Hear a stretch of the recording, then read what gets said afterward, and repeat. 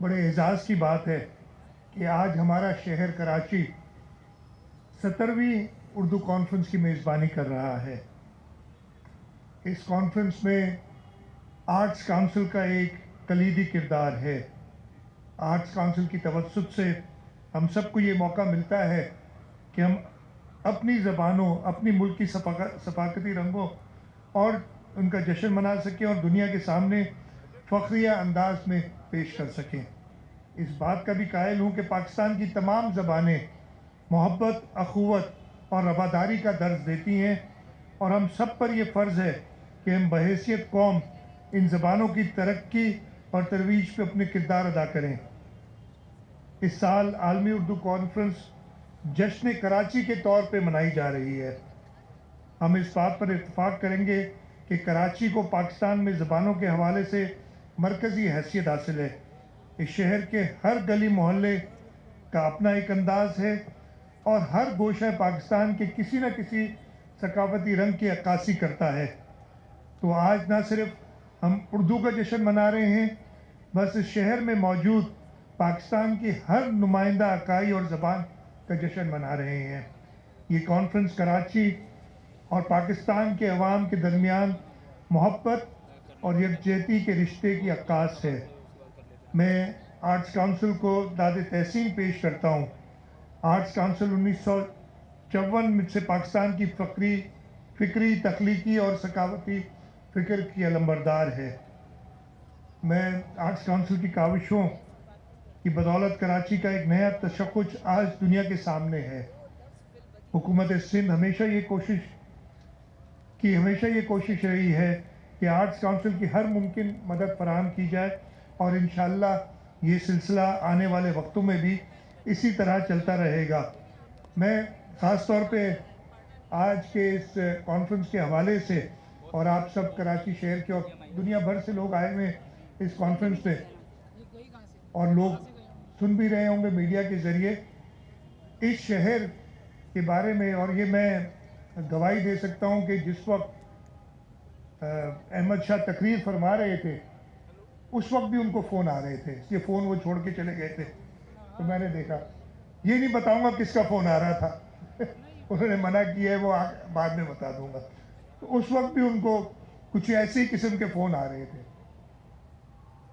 اور بہت ہی میں کہوں گا افسوس کی بات ہے، اس کراچی شہر، میں کراچی میں پیدا ہوا ہوں، مجھے میری تعلیم اس شہر سے ہے، میں نے اپنا میٹرک، انٹرمیڈیٹ، انجینئرنگ کی ایجوکیشن سب اس شہر سے حاصل کی۔ میں نے یہاں نوکری کی ہے، میں نے نجی اداروں میں، سرکاری اداروں میں نوکری کی ہے، اور آج میں اس صوبے کا وزیر اعلیٰ ہوں جس کا کیپٹل کراچی ہے۔ ہم اپنے ہاتھ سے، اپنی زبان سے اپنے ملک اور اپنے خاص طور پہ اس شہر کو دنیا بھر کے سامنے خراب کر کے پیش کرتے ہیں۔ میرا نہیں خیال کہ اس سے بہتر شہر پوری دنیا میں کوئی ہے، میں نے بھی پوری دنیا گھومی ہے۔ آئے ہم سب مل کے جو مسائل ہیں، آج صبح میں ایک ایونٹ پہ تھا، تو وہاں ایک انٹرنیشنل پارٹنرز کا ہمارے ایونٹ تھا، اس میں ایک صاحب نے یونائٹڈ نیشنز کے تھے، انہوں نے تقریر کی، وہ مونٹریال کے رہنے والے تھے، تو انہوں نے بتایا کہ مونٹریال شہر جس کی آبادی 10 لاکھ ہے، 1 ملین پیپل، اس کا جو ایجوکیشن کا بجٹ ہے وہ پورے سندھ کے ایجوکیشن کے بجٹ کا 3 گنا ہے۔ اب یہ ریسورسز ان ممالک میں موجود ہیں، ہمارے یہاں مسئلہ کیا ہے کہ جہاں ریسورسز ہیں، اور میں تھوڑا سا شاید تعلق بات کر دوں، اس جگہ پہ آنے سے پہلے میں سندھ مدرسۃ الاسلام گیا ہوا تھا، وہاں پروفیسر حشمت اللہ لودھی صاحب کی یاد میں انہوں نے ایک یوتھ ڈیولپمنٹ سینٹر بنایا، اس لیے کہ وہ 36 سال تک اس ادارے کو انہوں نے سرو کیا تھا، بلکہ جہاں تک مجھے یاد پڑتا ہے وہ آرٹس کونسل کے بھی وائس چیئرمین رہے، اور میں دیکھ رہا ہوں ان کے بیٹے تو ڈاکٹر اچھا وائس پریزیڈنٹ رہے اشمت اللہ لودھی صاحب. میں وہاں کھڑا تھا تو میں نے وہ 1881 کا جو ہمارا سندھ مدرسۃ الاسلام ہے جو کہ خان بہادر حسن علی افندی نے بنایا تھا، حکومت کے ریسورسز سے چل رہا ہے،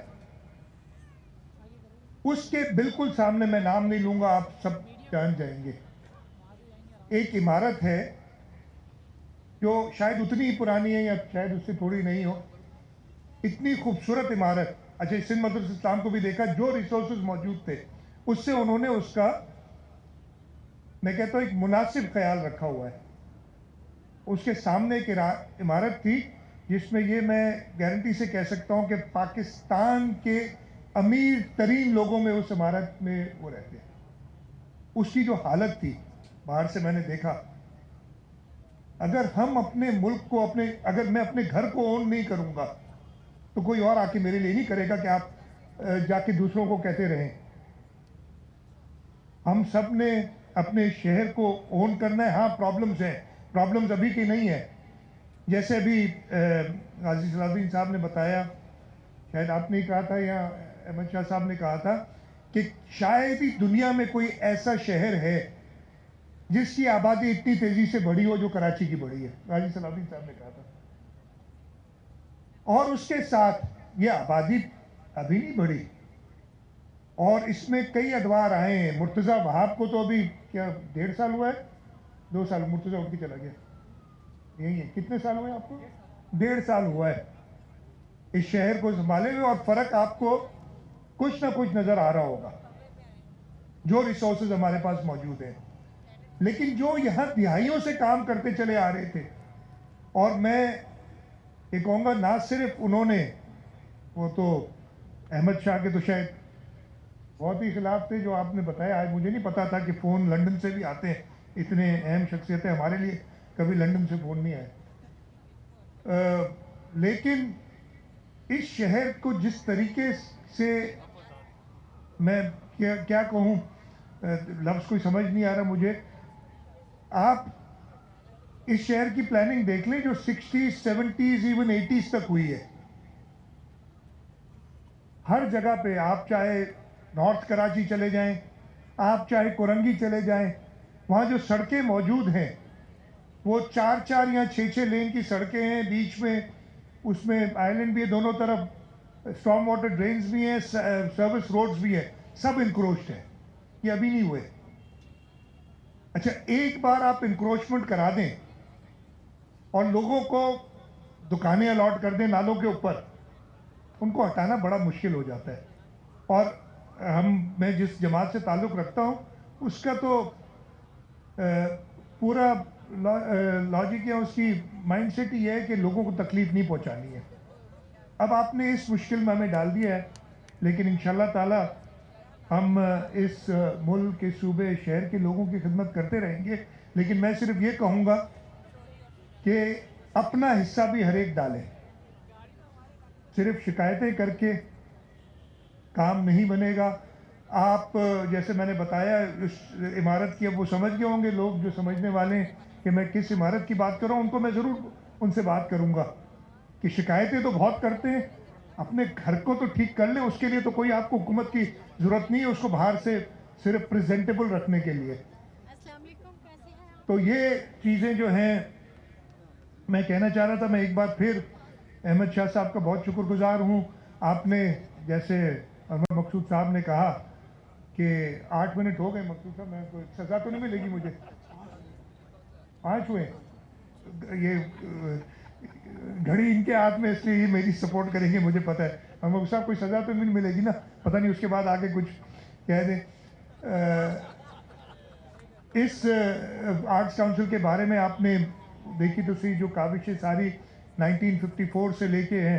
میں پاکستان پیپلز پارٹی کا نمائندے ہونے کی حیثیت سے جو کہ حکومت میں ہے پچھلے 16 سال سے تقریباً اس صوبے میں، مجھے فخر ہے کہ ہم نے جہاں پہ اور سیکٹرز میں بھی کنٹریبیوٹ کیا ہے وہاں آرٹس اور کلچر میں بھی کیا ہے. مجھے کل ایک اور چیز یاد آ گئی، کل تھا یا پرسوں تھا، میں کچھ دوست مجھ سے ملنے آئے، کچھ لوگ ملنے آئے تھے، اور انہوں نے مجھے ایک بات کی اور مجھے بڑی لگی. اب اس کو میں ٹرانسلیٹ کیسے کروں انٹو ریالٹی، انور صاحب آپ لوگوں کی ضرورت ہوگی. اس نے مجھے کہا کہ شہید ذوالفقار علی بھٹو نے سوشل میڈیا کے تھرو اپنا جگہ نہیں بنائی تھی، انہوں نے جیوے جیوے پاکستان کہہ کے اپنی جگہ بنائی تھی. انہوں نے کلچر اور آرٹس کا سہارا لیا تھا. اللہ تعالیٰ ہمیں بھی توفیق دے کہ ہم یہ آرٹس کا سہارا لے کے جو سارے لوگ ہیں ان میں ہم آہنگی پیدا کر سکیں، دوستیاں پیدا کر سکیں، اور جو نفرتیں ڈال دی گئی ہیں، یعنی سوائے کسی اور کی شکایت کے کچھ اور ہمیں آتا نہیں ہے. میں تو کہتا ہوں بھول جائیں جو ماضی تھا، آئے آگے ساتھ بڑھ کے چلیں. ہم تیار ہیں آپ کے ساتھ، ہر ایک کے ساتھ کام کرنے کے لیے.